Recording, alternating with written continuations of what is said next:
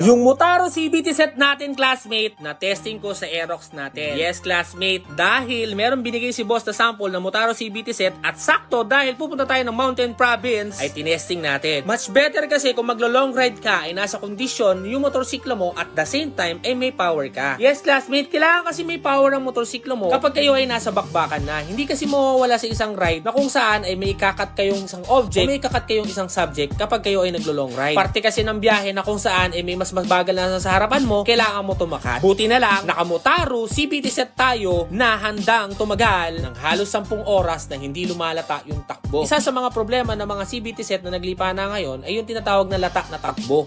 Kapag ito ay nababad mo, pwedeng mawala yung takbo na meron siya. Buti na lang, si Motaro, hindi ganun yung na-experience ko sa kanya last time nung pumunta kami sa Baguio. Ang pinaka naranasan ko lang sa kanya, classmate, ay yung tinatawag na response of delay. Yes, dahil hindi tugma sa akin yung flyball na nailagay dito, nararamdaman ko na medyo delay ako. Pero yung tinatawag na kapit ng belt at kapit ng lining ay naramdaman ko sa kanya. Kaya sa pagbalik ko, classmate, ang gusto kong gawin dito ay itono to ng flyball. Yes, yun kasi yung nararamdaman ko while on the run, even though nakakakat ako, pero may something na kulang pa para sa kanya. Naging maganda yung takbo ko, pero may kailangan akong i-adjust ngayong bumalik ako dito sa main nating classmate. Yes, pero kung kukwentahin mo ako, it's 80% okay tayo dun sa ginamit nating panggilid na Motaro. Pero dahil may kakayanan tayo, ay itatono pa natin to na much better at para mas maging masaya pa yung mga susunod na biyahe kung gagamitin uri natin yung Aerox natin. Yes, classmate, gusto kong sabihin sa inyo na yung Motaro na flag and play ay kailangan mo pa rin i-adjust, hindi lang porket isasalpak mo na lang to. May mga adjustment ka pa rin gagawin tulad ng pag-adjust ng spring o pag-adjust ng flyball kung gusto mo, or yung belt naman kung ang belt mo ay luma na. Pwede mo rin tong palitan o i-adjust. Yes, classmate, ito yung honest feedback ko nung bumiyahe kami gamit yung Motaro CVT set na pinatesting sa akin ni boss nung pumunta kami ng Mountain Province. Overall, 80% good, 20% development. Dahil nga doon sa flyball na nagkaroon ako ng problema na parang bitin ako konti. At i-adjust ko to at bibigyan ko pa kayo ng feedback kapag naisalpak na namin yung flyball kung magiging tugma ba sa bigat ko. Kayo ba, classmates, sa mga nakatesting na ng Motaro CVT set, ano yung pakiramdam ninyo o ano yung feedback ninyo? Pareho ba tayo na nabibitin dahil sa flyball? O kayo naman ay hindi kumakagat yung lining? Anything na comment ninyo, ay comment nyo dyan para magkaroon ng point of view yung mga classmate natin na nag-iisip na magkaroon ng CVT sets sa kanilang long ride ngayon, classmate. Magandang feedback, good or bad, okay lang yon. Basta ako, ito yung findings ko nung nagpunta kami ng Mountain Province na gusto kong i-adjust yung flyball dahil may konting beaten factor pa ako nararamdaman sa kanya. Salamat!